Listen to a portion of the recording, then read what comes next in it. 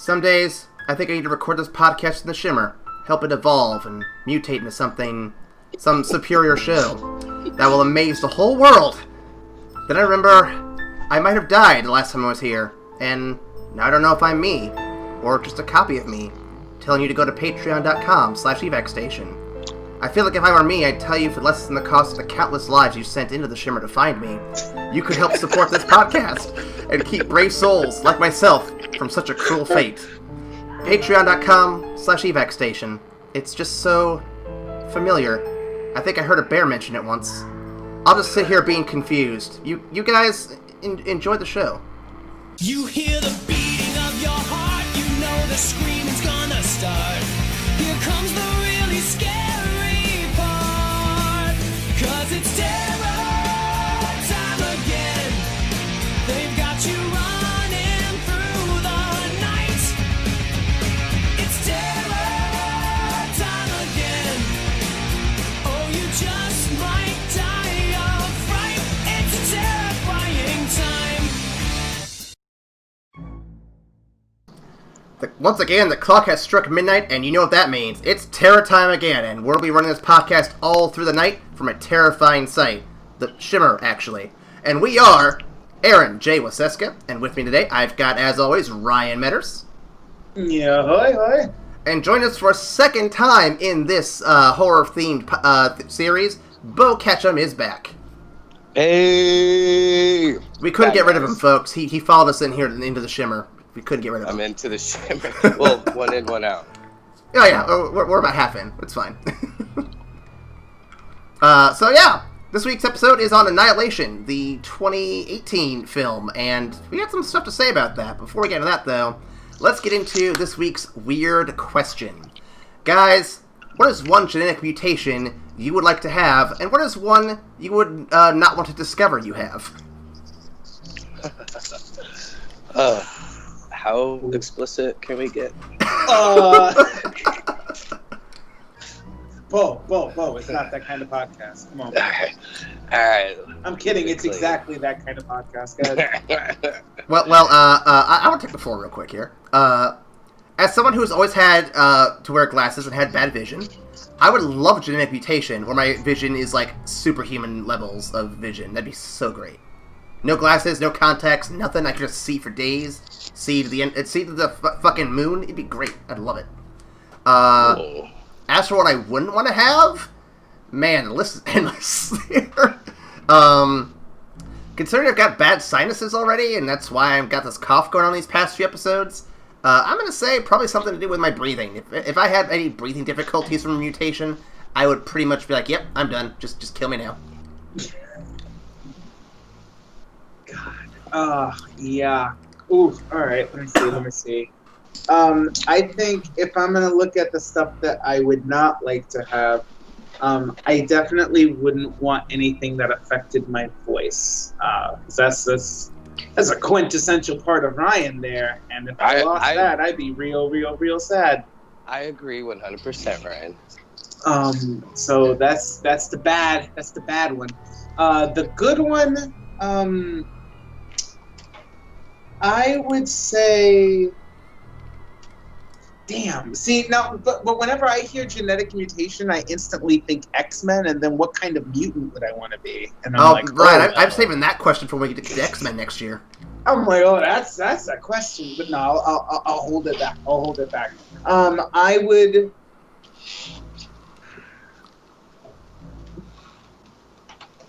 In lieu of a genetic mutation, I would. Damn, I don't know.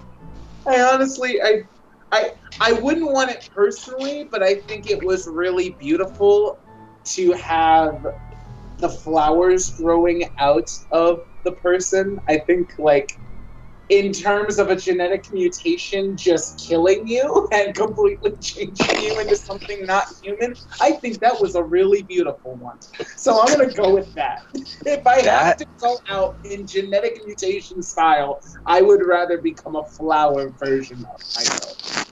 I'm very impressed on your off-the-cuff answer. That was awesome. I stole that straight from the movie as well. I'm gonna take the boring approach on genetic mutation and not get cancer. Yeah, That's fair. yeah, that's pretty bad. Or I'm really clumsy, so a third leg, hint, would be awesome. As far as genetic mutation, That's a damn kickstand over there. I'm clumsy, and I'd like to have a more stable base. To you know what I'm saying. Would you really want that to be load bearing though? That's my question, because that seems like painful. Doug, you know what I'm getting at. You know. I know. The one, yeah. That's I'm a roll with that. Excellent. With all that, let's get into our movie here. So this week's movie is the twisted tale of horror that is the 2018's Annihilation, directed by Alex Garland and featuring Natalie Portman, Oscar Isaacs, Jennifer Jason Leigh, Gina Rodriguez, Tuva I can't pronounce this one, Novolny, and Tessa Thompson. The film went on to gross $32 million domestically, which is just short of the $40 million production budget. No numbers for overseas, of course, because this film was actually distributed via Netflix, so there's no numbers for that. It was nominated for a few awards, but it has not won anything yet. It's still 2018, so that could change by year's end. As a bonus fact, prior to release, the film drew criticism for casting Natalie Portman and Jennifer Jason Leigh as characters who are, in the books, described as Asian and half Native American, respectively. Garland explained that none of the 5 female characters' ethnicity is revealed in the first book, which is the only one in the trilogy he has read, and that the script is actually complete before the second book was ever published. The cast and of the characters based on this his reaction only to the characters he met in the casting process, or the actors that he had worked with before. Because he wanted to take the story in his own direction, he did not read the other 2 books while making the film in order to not be influenced by them in any way. I respect that. It's a very interesting way of doing things. It's not the standard stuff we usually see. Yeah, I'm a big fan of How Did This Get Made podcast, where they break down old crap movies. And I felt super excited about this podcast because I want to be the Jason Mantzoukas of my group. Nice. If you guys listen to that podcast, you get that reference. But all in all, like, I kept saying to myself, like, is this movie as shitty as I think it is? Because I kept saying to myself, I had this How Did This Get Made mentality where you're breaking it down from this aspect. And I'm like, this movie is really fucking crazy. It does go a little in strange directions, and I got a synopsis here that's going to cover all that. Well, do you want to do the initial thoughts before we get to the synopsis? Yes. I have that. I have it out of order on my list here for some reason. So yeah, initial thoughts. What does everyone think going into this movie? I would say one. I always love when a director of a movie doesn't do the research to it. That's it's just recipe for an enjoyable afternoon for me to talk about a shitty movie. You must be. You must love that Last Airbender movie, then. Oh man, I got excited when we talked about that earlier. But overall, I think it's a novel. I don't know anything about the book, but based on some research, the book seems actually very good. Because I think visually it'd be easy to transcribe this book into like your mind's eye, so to speak. Where the translation to screen, I think, just was convoluted and just misguided. I think there's details about the world that they were in that we don't get with the movie that you would get in the book. That's fair. Ryan, what do you think? So I have 2 parts to my initial thoughts. Okay. First and foremost, I was really surprised when I heard that we were doing this movie in terror time, because to me, this is not a horror movie. To me, this is a science fiction piece. This is a really deep sci-fi movie. And I've seen it before, and when I saw it, it's one of those sci-fi pieces that really make you scratch your head, like Ex Machina. Like, it's a deep sci-fi piece. So, like when you're trying to look at it through the lens of a horror film, I think some things fail to hit the marks that you want them to hit. Like, there are like 3 or 4 spooky parts in the, like, scary parts in the movie, but 90% of the film is all like questioning these existential questions about, like, what does it mean to like want to, like, have, like, self-destruction inherent in humanity, and if you change yourself entirely, does that mean the person you were was destroyed, or is it just changed into something new? It gets deep, but suffice it to say, as a horror movie, I don't think it's that great. As a sci-fi film, I really like it. And that's fair. I think the thing is that sci-fi and horror do kind of share a wall, so to speak, so they kind of overlap in ways that aren't necessarily super obvious. Like, I think this has a lot of unsettling moments in it, but I could see where you're coming from. I don't think it's straight up legit horror. I think it's maybe in the same camp as maybe the second Aliens movie, where it's not scary, but it's definitely got the sci-fi stuff going on. And maybe Aliens is the wrong example, but in that same ballpark. Yeah, I totally agree. It's I'm making notes and I just send them to Aaron. Gotcha. So if you get a random text, that's just what happened. So yeah, I can't wait to discuss this movie based on Ryan's initial thoughts. And as for me, I think the movie was really trippy, but I do kind of like most of what I'm seeing here. So, with that, I got a synopsis for you boys. You guys ready? Let's get it. Do it. Let's see. Ryan, is your drink? You drinks away, right, buddy? Hold on. One sip. One sip. All right, let's do it. The following is told to the audience by our protagonist, Padme, as she talks in an interrogation intermixed with various flashbacks. After a year being presumed MIA, Poe Dameron returns home to Padme's loving embrace. But he must have drank something in the water down in Mexico on the way home because he's deathly ill and needs help. They get abducted by the menacing government agency and taken to Sector Z, a base camp set not far outside of a chaotic little subspace we like to call the Shimmer. Poe had apparently been on a top-secret suicide mission with the team in the Shimmer for about a year. Coincidence? I think not.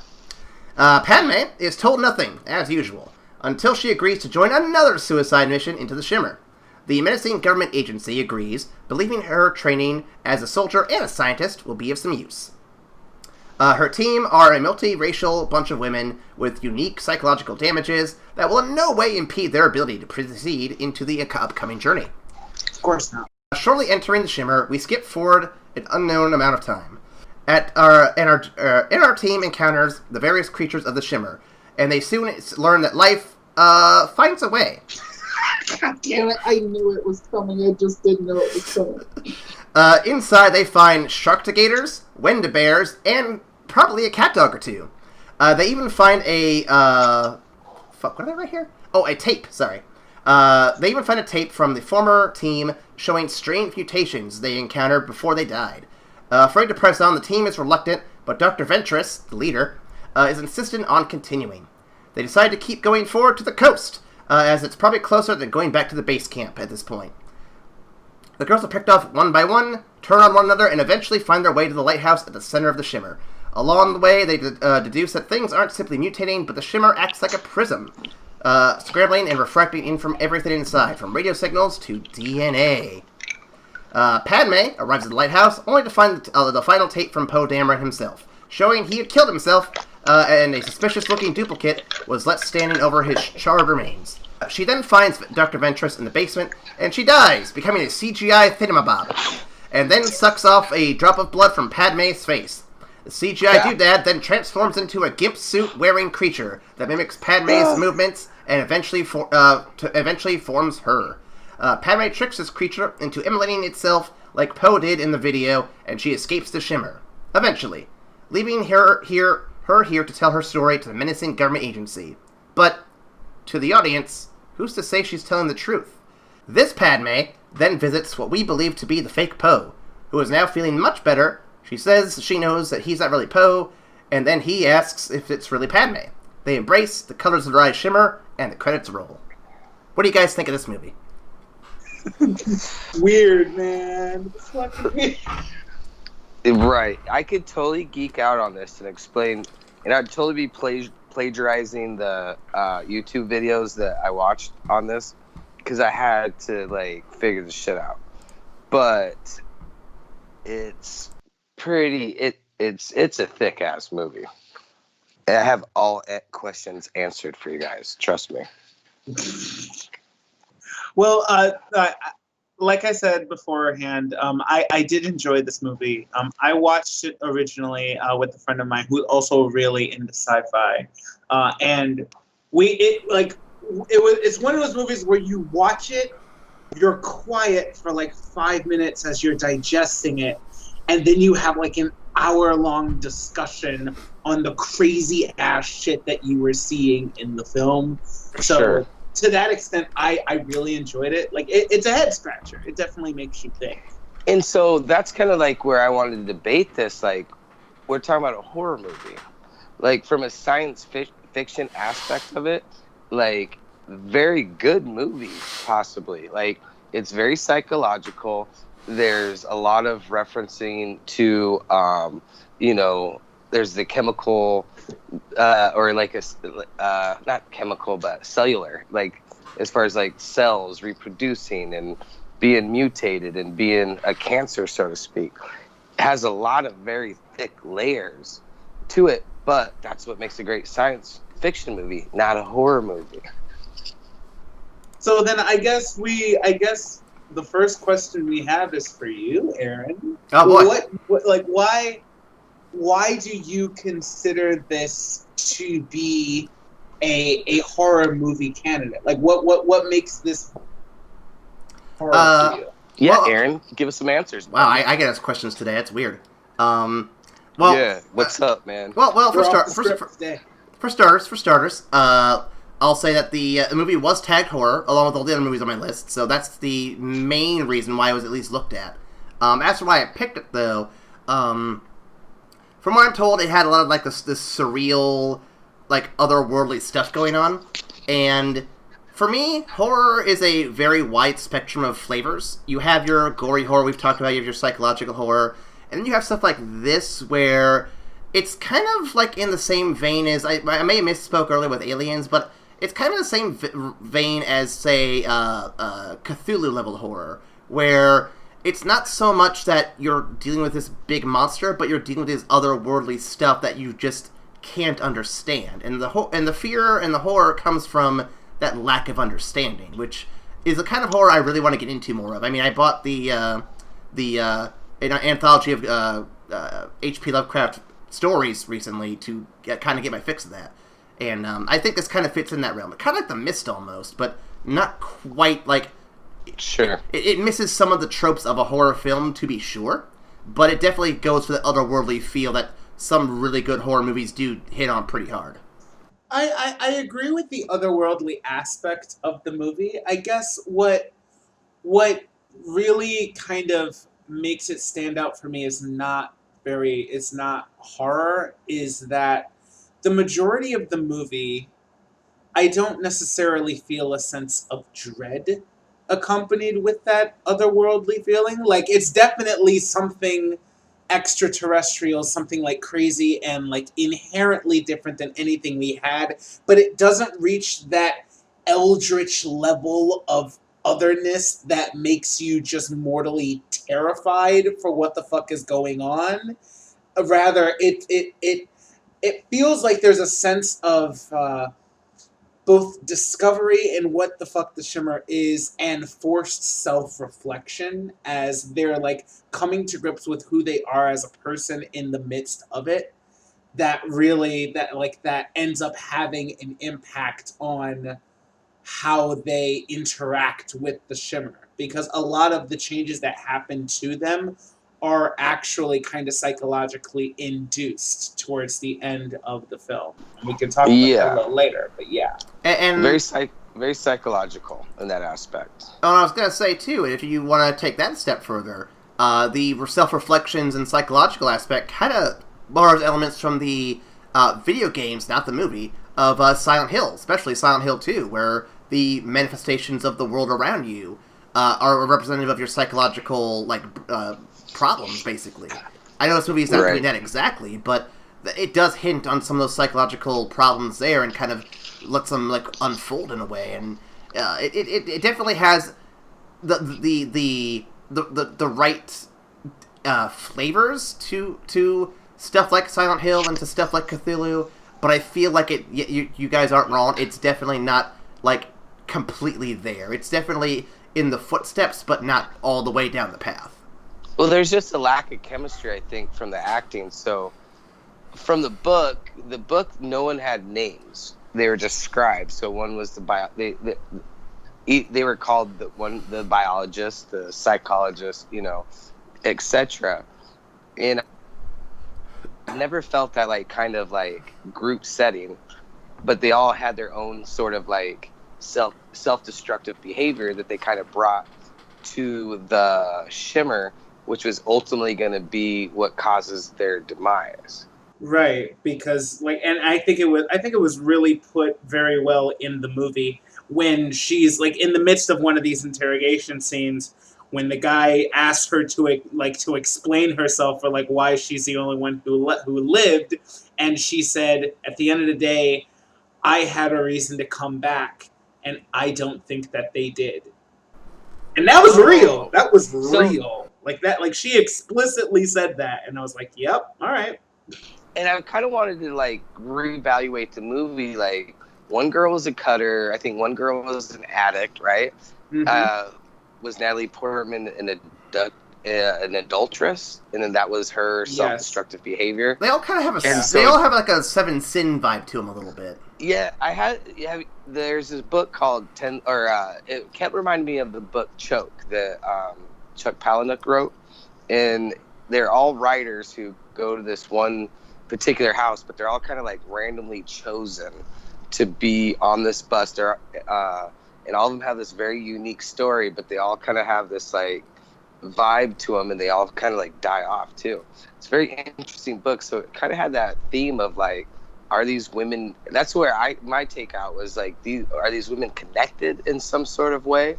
And that's where I kind of got disappointed towards the end, where they just kind of died off, where I never got that chemistry of camaraderie between them. Well, especially the one girl who just kind of walked off and disappeared. Right, were they kind of side characters to a Star Trek show, and they died off, and it was Jennifer Jason Leigh and Natalie Portman. And I didn't get the whole Jennifer Jason Leigh death.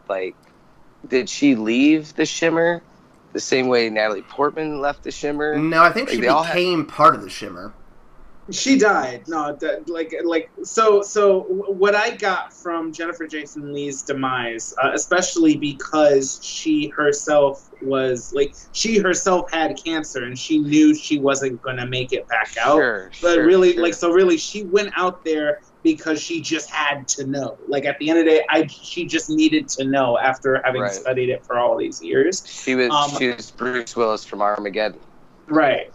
My guess, though, I wouldn't go so far as to say it was self-sacrificial, because she wasn't giving herself to get the knowledge back out. She just wanted to know for herself before she died. That's what I think. I gotcha. But my selfish read from human. her death, definitely.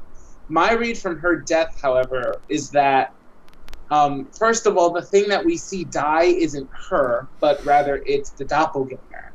And second, I think her doppelganger dies so quickly because it forms a replica of her who had cancer, and so was automatically kind of doomed to be short-lived from the go. So in that near final scene, when Natalie Portman is walking into the chamber that she's waiting in, if you look really closely, during the first moments before she actually turns to face Natalie Portman, her face is still being constructed. She doesn't have eyes. Yeah, I must have missed that, actually. You gotta pay close attention to it. This movie, that's what, I watched it last night and tonight, and it was so thick. It's usually I'll go back and watch a movie enough times to get these subtleties, but I had to kind of cheat a little bit and hit YouTube. But that's one thing I was curious about, because she's underdeveloped. So was she part of was that the last phase of this metal reconstruction of the alien, so to speak? That's my guess. That was my read on it. But especially because after she dies and vomits up all of this light, it essentially becomes the thing that we're led to believe is what crashed into. Oh no, I totally get it. So she's tainted and she explodes instead of turning into the robot that ultimately the robot turns, or it takes the blood and then it evolves into this robot from Natalie Portman. Because she's not tainted by cancer, it manifests itself all the way. Well, what I'm guessing is the doppelgangers are meant to be short-lived because it's constantly changing, and when the doppelganger is made of Cain, who we're led to believe, who according to us is perfectly healthy, even when a doppelganger of a perfectly healthy human is formed, eventually that body starts to die because of the constant change going on. Right. So when the doppelganger is formed of Ventress, who's already got cancer, that doppelganger is already going to be really, really, really short-lived. And so you see the ultimate evolved process right then and there. Right. Where Cain, it took him a little bit to get back and do that short-lived. Right. See, and it lends itself to believe that because Cain's sickness, Cain's body only stabilizes when the thing in the shimmer is dead and it stops changing. That's what that's what I think caused his body to stabilize. Is it his body stabilizing, or is that a doppelganger? Because it's absolutely a doppelganger. No, Cain is absolutely a doppelganger at the end. But because the shimmer's gone, why is that evolutionary process kind of stop? Or are we led to believe that it stops at that point? I think we are. I think we're led to believe that. I know we've gone entirely off the rails, Aaron. I'm sorry, but oh my god, no, this is fascinating. I love hearing this. This is how deep this movie is, because there's even another theory that the shimmer essentially is dead, but the shimmer is gone, but is the evolutionary process advanced so much that it can be dead, and now these two characters are going to evolve, and it's going to keep on going. One of the things I looked up was there's a Crosby, Stills, and Nash song that's played at a certain point where it actually talks about one being two of lovers, and then those two lovers become four. Yeah. At that moment of the doppelgangers, so to speak, the evolutionary process of these two people looking at each other. So are we led to believe that when the movie cuts that just continues in a more advanced state? It's so advanced that it doesn't need the shimmer anymore because it's passed on that many times. So then you see another scene of them making love. So then that's also that child being created that essentially has that evolutionary process of the shimmer. Yeah, there's a lot in this movie. There's a lot in this movie. And that's what I think about the book. I think the book probably was very good. But so I've actually heard criticism about the book being very sterile, for lack of a better term. The fact that there are no explicit names, that they're all named by their role as opposed to actual names and actual characterization. I think it lends itself to kind of the overall feeling from the book, it's why I'm not mad at the director for reading the first one and saying, okay, I have an idea of what I want to do with the bare bones of this story and with the kind of story that I want to tell from it, and from that he extrapolated a really good sci-fi piece in my opinion. Well, Yeah, sci-fi, it's good. Well, and Or speaking no. of the book and the differences, there's one that I found very interesting, and it's that. So you guys remember in the movie that after a particular flashback, they switch back to the current storyline where they're just in the Shimmer and they've been in there for a few days and they have no idea where they're at. Correct? Mm-hmm. So in the film, we find out that their minds are presumed scrambled by the prism-like nature of the Shimmer. In the book, it suggested that Ventress may have actually mentally manipulated the rest of the team in order to ease their transition into the Shimmer, which is why they forget those days instead of remembering them. And my question to you guys is, which of those scenarios fits the story better, you think? I'm stuck on how Ventress would have manipulated them into forgetting the first couple of days. Are you is it suggested that the first couple of days were so horrific that Ventress wanted to kind of reset the clock so that way they wouldn't be so freaked out in the beginning of the journey?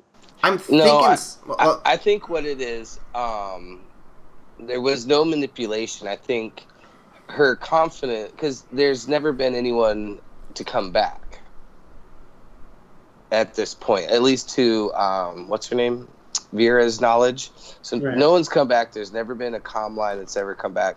So she has no point of reference. So she would not know that you would have to go through this process. So her point of view, you might go through the Shimmer and you just lose radio contact. So she has no idea that there needs to be a manipulation of the brain before going into here to ease that transition.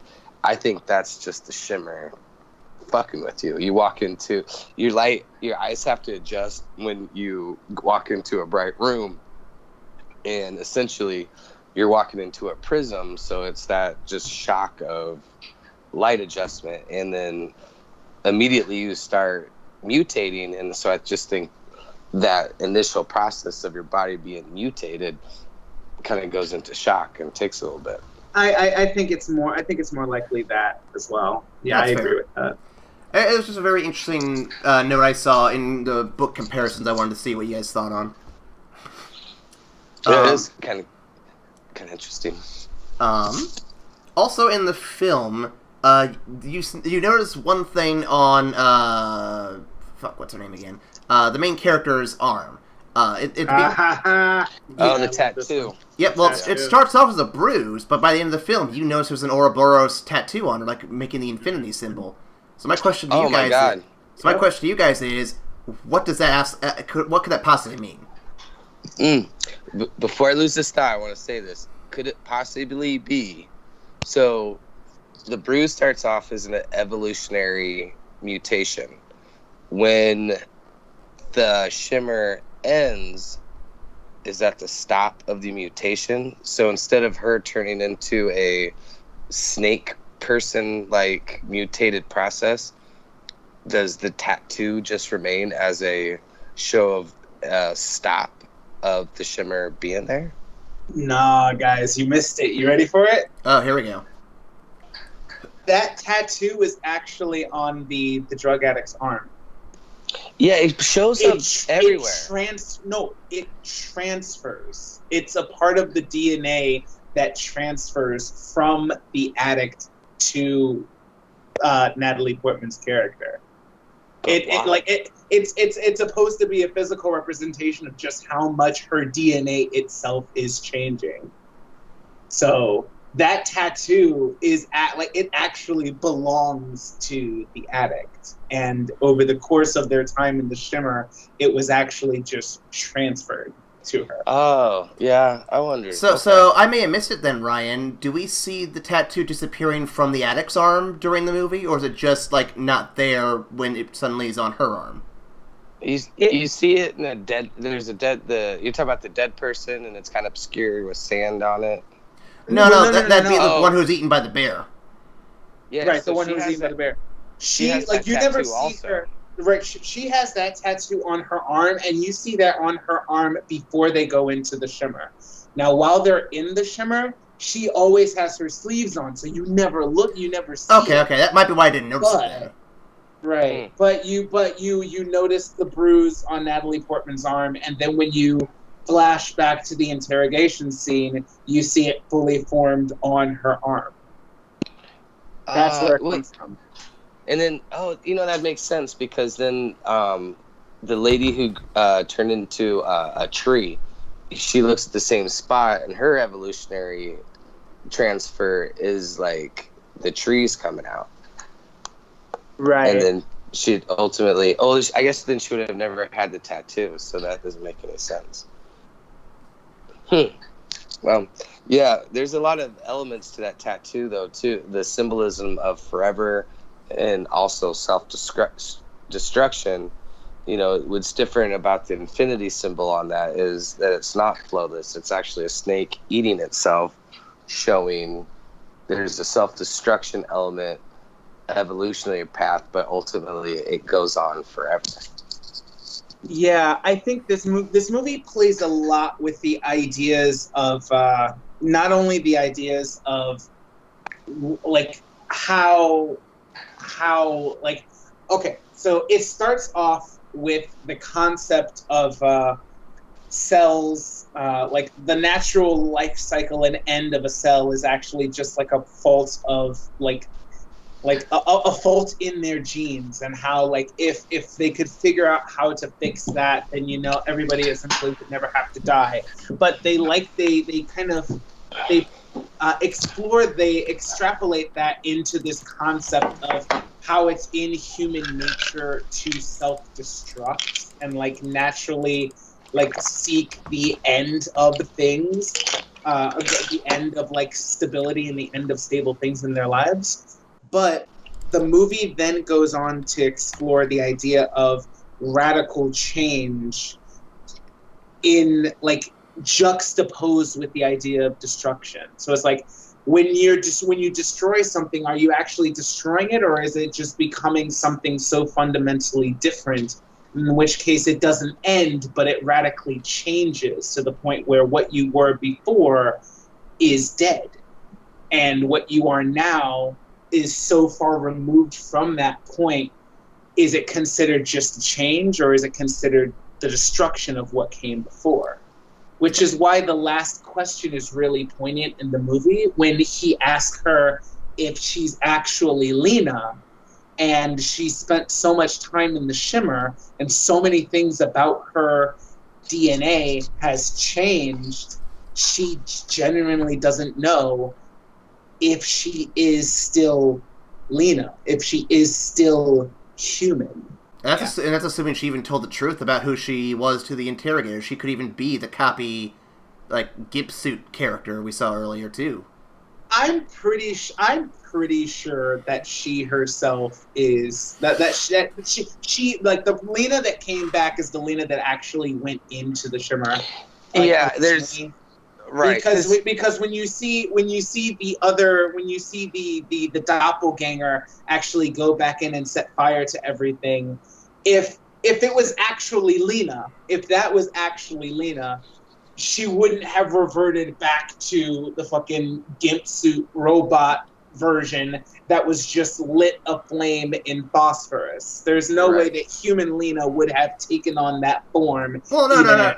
I agree with you that is not what happened, but who's to say that Lena telling this whole story is telling the truth? If it's the fake Lena, she could just make all this up to be like, oh yeah, no, I totally got out of there. I'm totally Lena. It's fine.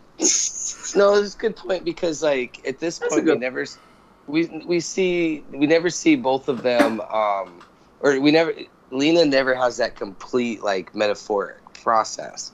Like it's almost like she figured out real quick. She saw the video of the robot killing the original, so to speak, and then and I think she had this quick-witted moment of like, oh shit, hold up, let me kill this thing before it comes completely evolved, because I just saw what it did to the other lady and it turned into a big old weird cloud. So let me knock her off now, essentially sending this original evolving, because like the more time you spend in the in the Shimmer, the longer you spend in here, the more you're evolving. So is the original Natalie Portman is just an evolved state of her experience in the Shimmer, and now because she figured out a way to end it, she's out on the other side with Kane, the other guy. So when the Shimmer leaves, and he'll essentially he has to be the doppelganger, right? But then you have that connection, and they both have the purple eyes. But then that cell, she scans her blood very early on to just like see how she's doing, and she has that purple like tone to her cells, which shows her she's evolving. So I don't know, that connection for me was kind of weird because like it's a little too ambiguous for me. I'll say as much. I think that if that's actually Lena and she's just like evolved, that has more meaning to the film and would have offer a lot more depth to what the story's trying to tell. But agree. But I am also a huge fan of the unreliable narrator, and I really do have suspicions as to whether or not that the Gimp suit monster is actually her, or lied and escaped and is trying to take over now. I think it tells a better story that it is actually Lena. That made it out. But what I think and why I really believe that to be the case is because when you've been telling this story about metamorphosis and about change, you see that like if it's actually Lena, like Lena A, who went into the Shimmer and came out at the end, if that's actually Lena A, and she's talking to Kane, who we know, like it's 95% the doppelganger, you realize that the only like discernible difference that they have between the two of them are the shimmering eyes. In which case, the person who was human and came out of the other side of the Shimmer is essentially as changed as the doppelganger who started out as a doppelganger and has taken human form. At the end of the movie, there's no real discernible difference between the two. And like neither of them is human and neither of them is alien at that point. Now there's something entirely different. And the Kane and the Lena that was started at the beginning of the movie, they're both dead. And what's left is something entirely new. So what you're saying is, without like complete dissection, we're talking about a third version of Kane and Lena. Is that what you're trying to say? Kind of, like not necessarily. I think Lena was like originated as human and has been changed by the Shimmer. I think Kane is like the Kane that we end up with has originated as the doppelganger and was in the process of becoming human. Like it was the doppelganger process, like it processing itself, trying to become human because it was it interacted with Kane. And at the end of the movie, they're both kind of at the same point in that spectrum where they're in between the two. No, I think we're on the same page. It's just this more advanced, continued evolutionary process of these cells constantly evolving into something different. Mm-hmm. I like how there's a lot of different ways to read this, though. Like, you could definitely come at this in any different angle and not really be wrong, but there's just so many different conflicting things that support different theories. It's just ridiculous how deep this gets. Yeah, and that's what's enjoyable about talking to you guys about this, because a lot, like, you can talk about religion with somebody, and you can debate these topics till you're blue in the face, and no one will, you'll never come to a consensus. And this movie is very similar to where, if you're not talking with educated people about, movies and whatnot, you would just talk yourself into a circle about, oh, this is the worst horror movie in the world. It's the greatest science fiction in the world. And ultimately it's a heavy, deep movie. And I just think at the end of the day, the end result was just a very complicated psychological story that didn't necessarily get transcribed very well. Yeah, there's some errors in translation, I think, that could have been patched in a bit better. They packed a lot into it, and I love reading stories like this. I like having these troubled characters that come together. You know, even the description in the book, they don't have names like we talked about earlier. I kind of like that because it lets your imagination go off. When Natalie Portman's character talks about the mutation of these trees, I would love to read that section because I want to know what my brain would think of. Even though visually they did a very good job of making a pretty visual movie, when you kind of have these individual stories, it's a lot of dead air time too. And I didn't know if the visual impact was as much, you know, it didn't provide that level of balance of entertainment to kind of keep it fluid. So it got a little bit stagnant, you know, at times. And I think when you're doing a movie this thick and psychological, you really got to keep that tension going. And I don't know, I didn't like it. I don't know if I didn't like it. I don't know. Well, I got 2 questions left here. I'm going to try to keep them quick. First one, so going to the more horrific scene in the movie, that fucking Wendigo bear, guys. What do you guys think of that whole scene? Awesome. Rough. Awesome. I thought it was a great depiction of, you know, and this is where it would have been cool to add this element of horror. Like the alligator was dope. You know, this bear was even doper. Like, I would have loved way more creatures. Yeah. Right. Like that was cool, and I liked that. It was neat. But go ahead. I enjoyed it. I really did, but I was okay with there only being 2, honestly, because for me, it wasn't necessarily about the creatures, but more about what the creatures represented. No, I know.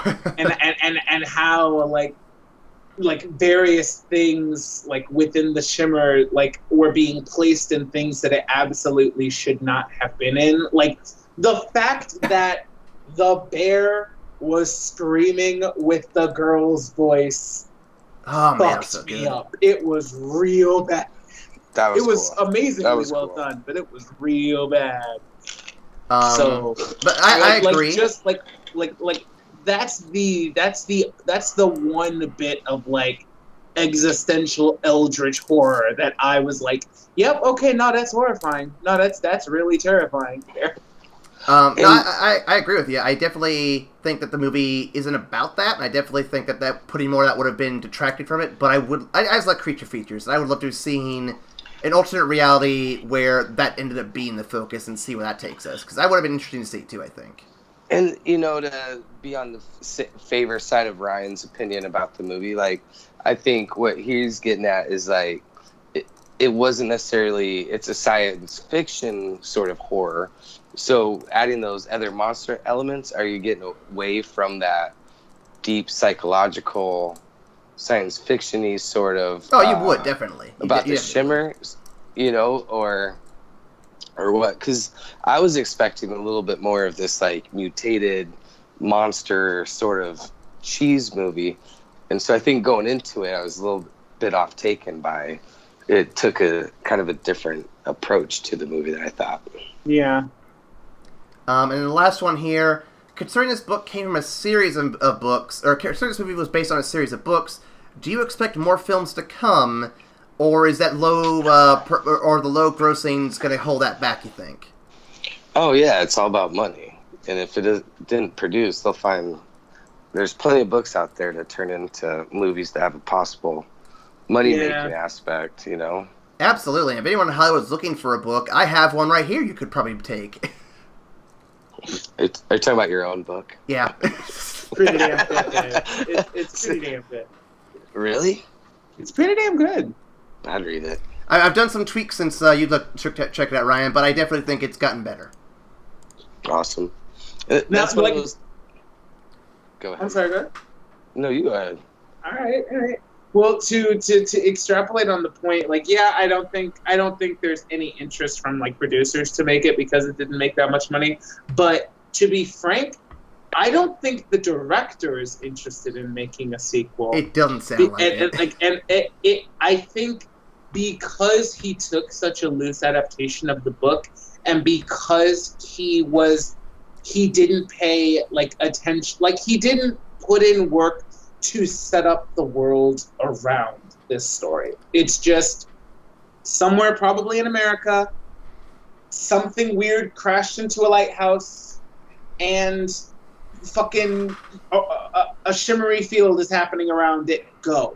I think because he didn't take the time to set up the rest of the world and how this might affect and give us more things to explore within that world, it shows that he was really invested in telling this story and not the story of, okay, so these two people that are not quite human made it out of the shimmer. How does it affect the world around it? I don't think he's interested in telling that story at all. I think he wanted to tell this movie, and that was it. So do you think a trilogy setup if he was a little bit more invested in reading the entire series as opposed to just the one, could you have seen a better storyline breakdown, given more time to develop these characters, instead of just trying to force it all into one movie? I don't, because it does. This movie doesn't feel like he tried to do the work of 3 books in one movie. It feels like he took the core bits of one book and then kind of made his own story. He streamlined it into his own story.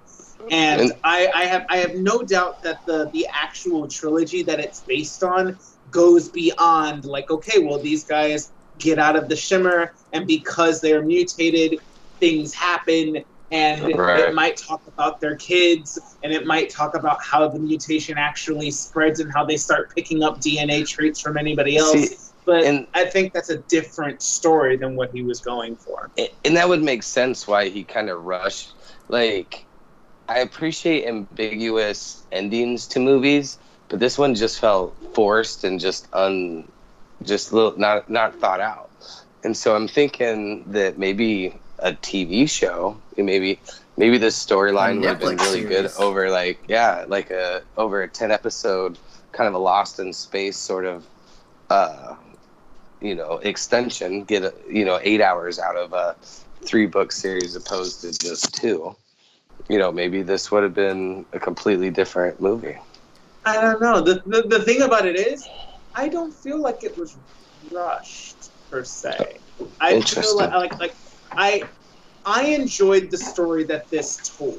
I don't think it's a horror story, but I enjoy the story that this set out to tell, and I think by removing unnecessary aspects from the rest of from the books and from the source material, I think he told a really good one. And I feel like the ending is intentionally ambiguous. It's definitely designed to not just give you the answer, but rather make you sit and spin on it for a while. But I enjoy that. I enjoy the movies that kind of make you go deep into thought about it. And I think this went after, I think this hit the marks it was trying to hit very well. I gotcha. I guess my only takeaway, because I get distracted very easy, is that you like movies that you want to sit and spin on. Thanks, Beau. Glad you paid attention. That was so great. No, that was a great analogy, and you summed that up very well. That was awesome. Well, if you guys definitely see where it comes from. If you guys like ambiguous endings, you're gonna love my trivia here in a little bit. Before we get to that, though, not again. Before we get to that, though, the last group of questions were pretty fun. Oh yeah. Before we get to that, though, mailbag. If you want to reach out to us on Tumblr, Twitter, or Facebook to leave comments about your favorite movies or talk to us in general about anything you want to talk about, those are the best places to hit us up at. Also, we have an email. Ryan, what is that email? That is evacstation@gmail.com. That's right. You can also email us there or go to our Patreon page. We probably should push that a little bit too.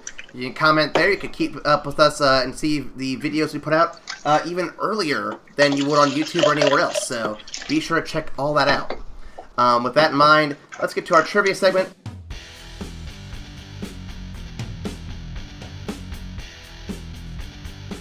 It's a little different this time because I didn't want to have you guys do the same little game twice. I have named the movie with that ambiguous ending. Oh boy. I'm gonna give you a brief description of the ambiguous ending, and you've got to tell me what movie you think it is. Oh, no way. I've got 5 options here. Let's see who gets the most points. Are you guys ready? Alright, let's get it. Alright. First one. We have a kid standing in a corner, and our protagonist is killed by something behind her. That's Say it Blair again. Witch. Oh, That's Blair Witch. Ryan gets the point. Blair Witch it Oh, is. man. Next one I got here. It just keeps spinning, and it doesn't stop before the credits roll. Dude, Inception. That's 2 for Ryan. Jesus. Oh my I know God. these, alright? Alright, let's see if Ryan can get this one. We're left on a bus to contemplate the actions that were just taken and the road ahead for our characters. Speed. With Keanu Reeves. No, It is that's not how Speed. I don't know what it said. Did you say it I one more cannot. Yep. I can't think. Say it again. We were left on a bus to contemplate the actions just taken and the road ahead for our characters. Is that The Mist? Nope. Is that Heart and Soul? With Oh, nope. Robert Downey Jr.? Nope, you guys are way off the mark. Well, I'm not Yeah, no, awesome this- like Brian is. I'm not that awesome. I don't know this one. You guys want to give up on this one? Sure. You already got a hint? I'm trying to think of a hint I could give. A wedding just happened. Wedding Crashers? Oh, God. I sound like an idiot. You're gonna kick yourself when I tell you what it is. Alright, what Best is it? friend's wedding. The Graduate. Oh. I've actually never seen it. I've seen a lot of No. parodies of it. I've watched it, but I usually masturbate halfway through, and then at that point, I'm done watching it, so I never really see the ending. Here's another one that might be a bit tricky. After a series of events in Japan, our protagonist leaves, whispering to his love interest something the audience can't hear, but their faces say it Godzilla. all. Nope.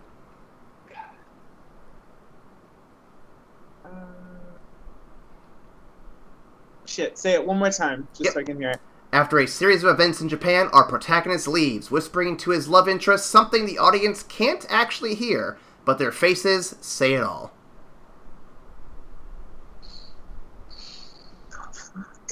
Karate Kid 2. Nope. Damn. I like how Beau's just throwing everything at the wall and seeing what sticks. I'm just thinking any movie with Japanese people in it.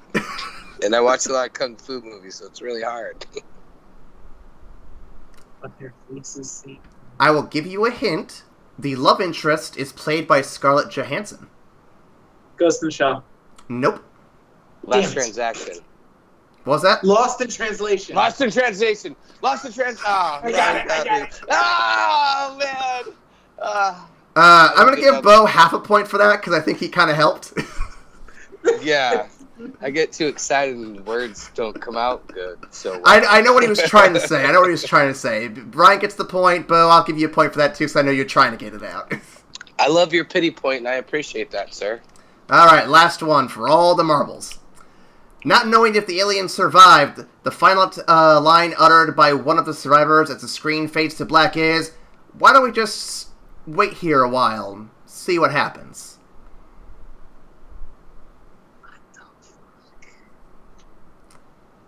Independence Day? Nope, that's a good guess though. The clue would have definitely hinted towards that. but- War of the Worlds with Nope. Tom Cruise. Nope. I'll give you a hint. There's only one alien that appears in this entire film. And nope, Alien. nope, it's not the xenomorph. Damn it. Not Predator? Nope.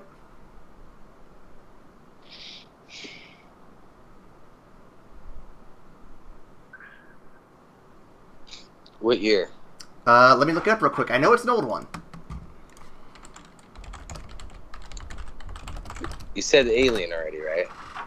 Yes, that has been taken out. This is 1982. Oh man,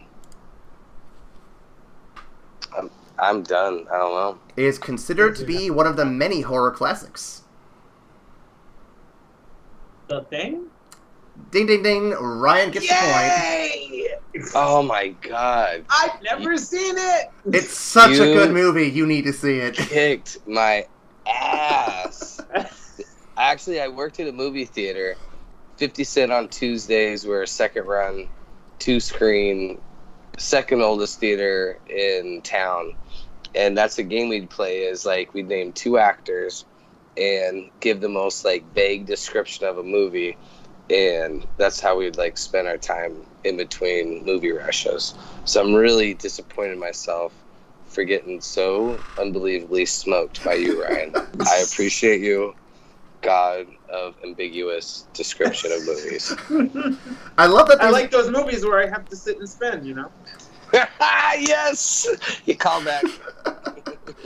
Well, I hope everyone enjoyed that little segment, and we're going to finish up with the ranking of the film, as we've been doing with our horror movies this season. Bucket or fuck it. Do we like the movie, or do we not like it? Gentlemen, Annihilation. Are we going to bucket this movie, or fuck it this movie? I have so many analogies I can make, but I find the love in most things, which requires me to want to fuck this movie in a good way. But I'm going to put it in the bucket at the end of the day, but just on the rim. It's barely there. Because I think there's more to this movie than the horror aspect. And so it's on the rim. It's on the rim. It's not in there, but if we're doing a sci-fi podcast, then I'm tipping it in there. But it's a horror one, so it's not quite in. So just a tip for you. Just a tip. It's just the tip, buddy. Yeah, because we're ranking this based in comparison to other horror movies, I'm actually gonna say fuck it. Ooh. I really like this movie, and I think it's a wonderful sci-fi movie. I don't think it's a very good horror film, so I'm gonna say fuck it. I will complete the spectrum and say I'll go full bucket. I enjoyed it. Full bucket. I Bucket. do think there are issues with it, but I think a lot of them are just kind of one of those, like, it's just a very vague and ambiguous movie for the purpose of being vague and ambiguous in its, like, presentation. So, I like what we get, and I definitely want to go back to it at some point, but I'm going to give it some time before I do that. So, yeah, good stuff. Cool. Yeah, if you enjoyed this podcast, be sure to follow us on Facebook, Tumblr, Twitter. Go to our email, evacstation at gmail.com, to give us any questions, feedbacks, concerns, or if you just want to go ahead and recommend us movies, you can do that on Patreon. You can join us for $1 to subscribe to stuff early. You can also go ahead and reach out to us there and offer us any kind of suggestions for movies you want to see us talk about. And we'll even have exclusive podcasts. Earlier this month, in October, you guys could actually listen to our James Gunn podcast, where we talk about the whole social media controversy of James Gunn. So be sure to check that out when it comes out, if it's not out already. Ryan, is there anything else I'm forgetting? No, I think you hit everything. All right. Actually, I do need to tell you guys that next week you all will be listening to, and Ryan, we're gonna talk about this next week, Hereditary. Oh no. I've mixed. Heard, I haven't seen it at all, but I've heard things. I've got mixed feelings about it. I cannot wait to discuss it with you. Oh boy. So until then, Beau, I want to thank you for joining us in this podcast. It's been a hell of a time having you here with us. Always a pleasure, sir. Oh man, guys, this is so enjoyable. I thought both podcasts tonight we covered a lot of good stuff. Even this movie, I am so surprised we were able to. I was worried that it was not going to be as long as it was, and I'm glad we were able to get some good content. Side note, one thing I did not mention is every time they call it the Shimmer, I couldn't help but to think of course, the Simpsons episode of The Shinning, unless you want to get sued reference. So I always had a little giggle moment every time that they said the Shimmer. But thanks again. Call me anytime. I would love to be a part of any other projects you have. I want to bump my status up as guest star to featured star. So let's get this going. Oh, well, we'll definitely have you on again before too long. We have a whole bunch of fun stuff in 2019 that we definitely want to have you around for. Awesome. Well, good talking to you guys. If you ever want to do a special live episode together and actually record something together, you can always try to plan a special road trip, and I think that would be pretty enjoyable to do this more in person, and I think it'd be a lot more colorful. Just saying so. That'd be very interesting. We'll have to figure something out for that. Yeah, we'll think of something special, some big release or something, and do a little extra. Give the listeners out there a little bit more. Absolutely. For everyone who is still listening, thank you for listening, and we'll catch you after the credits. And the monsters grunt Bum, and bum, bum, groan, bum. rotting faces full of slime. Don't you know it's terrible?